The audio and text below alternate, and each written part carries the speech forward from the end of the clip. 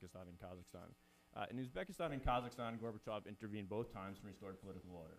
In Kyrgyzstan, Gorbachev didn't intervene. This was in June 1990. Basically said to Kyrgyzstan, "You're on your own." And so what happened is we have a variation in the legacy of Soviet rule in these three countries. Uzbekistan and Kazakhstan were, in essence, the leaders were able to bring their communist party, albeit under a different name, into the post-Soviet period. They had a very large party. They were able to maintain stability through this party. Kyrgyzstan was a basket case. My advisor at Princeton calls it trash canistan. The political elite in Kyrgyzstan were fragmented. It was very small because, again, Gorbachev didn't intervene to restore order. And the nature of this elite, it's very hard to maintain control when you have a small, fragmented political elite. The political elite knows that it can band together to overthrow the executive. In the Uzbek and Kazakh case, it's much more difficult when the Uzbek or Kazakh executive can reach into this big party and pull out new supporters when anyone within his inner circle becomes disloyal. So they're fundamentally different countries, and this allows for an environment of instability in Kyrgyzstan. So again, this is why I would say that we had the opportunity for violence in Kyrgyzstan because the state failed, and the state repeatedly fails. Whereas in Uzbekistan, where we know human rights violations to be something as state committed, this is a direct legacy of the nature of these regimes. This is a direct legacy of Soviet intervention and non-intervention. Okay, that said, June 2010 was by no stretch of the imagination inevitable. The violence that we saw in the previous weeks was not a given. And I'd like to contrast this to March 2005. We had a similar series of events in March 2005 where the first president of Kyrgyzstan was overthrown, Oscar Akayev, and Bakiyev came into power, the guy who was just overthrown in June 2010. But we did not see the instability that we saw. Rather, what we saw was Bakiyev reaching out to political elites, many of them political elites who were once loyal to the previous president, Oscar Akayev, to restore political order. We don't get this in June 2010. We don't get it for three reasons. I think the first and most fundamental reason why we don't get political order in June 2010 is the interim government led by Rosa Atunbayeva has very weak regional networks in the south. Atunbayeva is from the south, but she spent most of the post-Soviet period down the road here in Washington as ambassador, in the UK as ambassador, and also as a special representative for the United Nations in Georgia. She has very weak connections. The rest of the interim government, it's a mishmash. Some have some local connections in the south, others don't.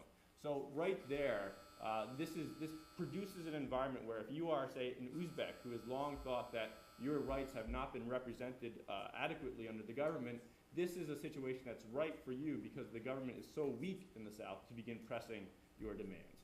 The Uzbeks saw this as an opportunity, and I think they have legitimate grievances to press the government for more local autonomy, local authority. We actually saw something like this unfold in Jalalabad under the Uzbek politician Batyrov. So that's the first thing. The second thing that's critical to keep in mind, is that Atunbayeva could have resolved this challenge of not having strong southern networks, had she not done one critical mistake, had she not committed one critical mistake, and that is disbanding the Kyrgyz parliament on April 7th, 2010. Had she maintained the parliament, that is the parliament that was elected under the previous leader, she could have reached out to critical elites in the south to rebuild networks of authority and make sure that what happened in June 2010 wouldn't have happened. So that's the critical mistake I think the government made. This is essentially, she failed authoritarianism 101. And perhaps she failed because she wants to be a Democrat. I'm not quite sure. But this produced the environment of instability. She could have prevented this. The last thing I'd like to point your attention to is the new sense of agency. And this is going to be a big problem for Kyrgyzstan for a long time. The new sense of agency that the Kyrgyz population, particularly the Kyrgyz mob population, the group of young men, unemployed men, in 2005, when they marched on Bishkek, it took them 2 weeks to get from the south to Bishkek. And then they pushed the gate of the White House, the Kyrgyz White House. And I think they were very surprised to find how easily that gate fell down. They didn't expect it. In April 2010 and in June 2010, the mobs knew that through violence, they could achieve the very outcomes that they wanted to achieve. There's a sense of power through mob rule that has developed in Kyrgyzstan, and I'm not quite sure how the Kyrgyz government is going to be able to get past this. And I just point your attention to a paradox. The very power that brought Atunbayeva into office is now the very power that threatens her continued rule and the interim government's continued rule. This is a major dilemma for the government. The last thing, and I won't go too far into this, is just one simple policy prescription for the United States. We had, for a long period, stability in Kyrgyzstan. From 1991 to 2001, we had fairly stable rule in Kyrgyzstan under Oscar Akayev. The reason for this is Oscar Akayev received what I call diffuse aid from the United States and other governments to bring about democratization reform and economic reform. It was very hard for Akayev to capture these financial flows that were coming into the country to bring about economic and political reform. In 2001, the United States opened its base in Manas, and through the executive's capture of the fuel contracts to Manas, Akayev began to expropriate huge amounts of money personally to himself. This really ticked off the Kyrgyz political elite and led to his downfall in 2005. The same thing happened with Bakiyev. This political elite's sense of frustration for the lack of sharing of economic resources, primarily due to the fuel payments to the Manas air base, leads to enduring instability in Kyrgyzstan. So if the way forward, if the United States wants to contribute to political reform in Kyrgyzstan, one thing that I think it would behoove the government to do is figure out a way to make these payments to Manas more transparent and less capable of being captured by the Kyrgyz executive. Thank you very much. And before we go to questions, I want to recognize my colleague from Pennsylvania, Congressman Joe Pitts, and ask if he has any statements or comments. Thank you, Mr. Chairman, for holding this important hearing on the recent ethnic violence that occurred in the southern part of Kyrgyzstan. It was painful to witness the violence from afar that flared up in Kyrgyzstan that prompted tens of thousands of Uzbeks to flee their homes and places of birth and seek refuge in the neighboring countries, and to see the innocent people, many of them injured and killed. But for several years, I've worked with the nations along the old Silk Road in Central Asia. It pains me to see those families fleeing violence in their homeland. Approval of the new constitution, the general elections were proceeding smoothly until that violence. And despite the violence, the interim government, I think, was able to conduct the referendum as scheduled and undertook, it looks like, some heroic efforts to include as many citizens as possible. Looking ahead, the government faces many challenges. To begin with, I think they must bring to justice those who took part in the recent violence, ensure that its military and police do not commit any abuses, such as those reported last week. According to the OSCE, despite challenging circumstances, Kyrgyzstan's authorities succeeded in creating the necessary conditions for the conduct of the peaceful constitutional referendum. And so I'm optimistic that the interim government will build on this foundation to ensure that the parliamentary elections planned for October are conducted in full accordance with international standards. The government of Kyrgyzstan should use its new legitimacy to take immediate steps to restore order and the rule of law and develop the democratic process by promoting open dialogue and participatory inclusive system of elections. And it needs to address the underlying political and social and economic tensions that divide Kyrgyz society, regardless of ethnic background, and rebuild confidence in the minority Uzbek community. And finally, the government must support a full and fair international investigation into the causes of the violence in southern Kyrgyzstan, which will serve as a confidence-building measure. So thank you for holding this important hearing. Thank you to our witnesses for coming today. I yield back. Well, thank you very much. And you heard all these beeps and buzzes, and that means we have a vote on. So what I'd like to be able to do is kind of ask a series of questions, and if we have to leave in the middle to get the votes, then the staff here will kind of take down the information, if that's okay with you. Let me ask initially, what is the opinion of the Kyrgyz population about the U.S. presence and involvement in the country? You know, we talk about all the different things that we should do. I'm just curious, how is the perception of our assistance by the average person there? How is it perceived? Anybody can.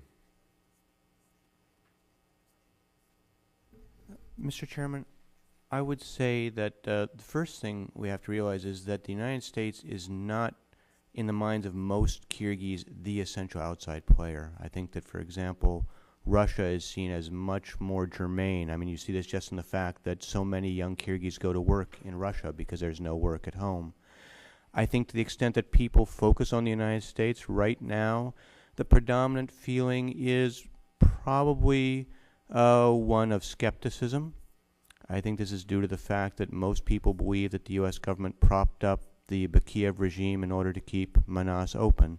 And that's why I think that the rhetoric that the United States is using now about doing nothing that will except to support the good of the Kyrgyz people now needs to be backed up by action. And I think the humanitarian assistance the United States is providing in the first instance is a good step in that direction. I would just supplement that by saying that I think that there's a sense among people in Kyrgyzstan and other countries of Central Asia that the United States views these countries not as ends in themselves, but as a means to an end. That the United States views Kyrgyzstan and Central Asia as a part of a network of transit routes, which it is. It is a network of transit routes. I think that there's a kind of resentment that the only interest that the United States has in Kyrgyzstan is because of the base, because of its proximity to Afghanistan, because of the need to stop illicit drug trafficking and the like. I think that people in Kyrgyzstan want to have the United States understand and respond to what their own needs are instead of being treated as kind of an instrument to something else.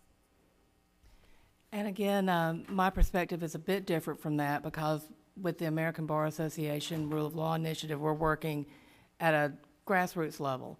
We're working directly with teachers and with students and with legal professionals.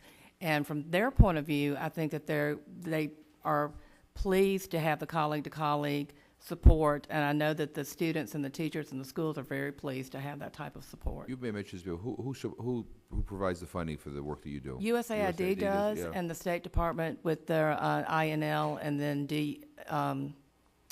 DRL. Let me be blunt and speak directly to your question about the base. First off, most people probably don't pay attention to it.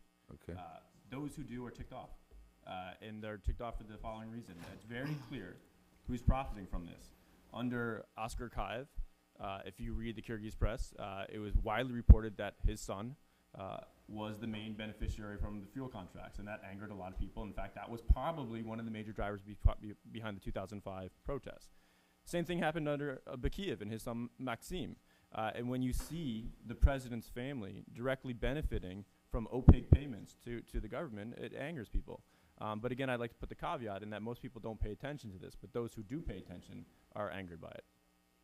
A number of you mentioned the issue of the internally displaced persons and the refugees, and recent reports have indicated that refugees are returning en masse from Uzbekistan. And I guess the question is, do you believe that international relief agencies are prepared to handle the return of several thousand people to an area with a destroyed home or with destroyed infrastructure? Do we have that? Is that capacity in place? Ms. Denber? I think that the resource capacity is in place. I know that there's been a rather successful UN appeal for assistance. I think more will be needed, though. I think there's an appeal for $71 million to repair homes and provide humanitarian assistance.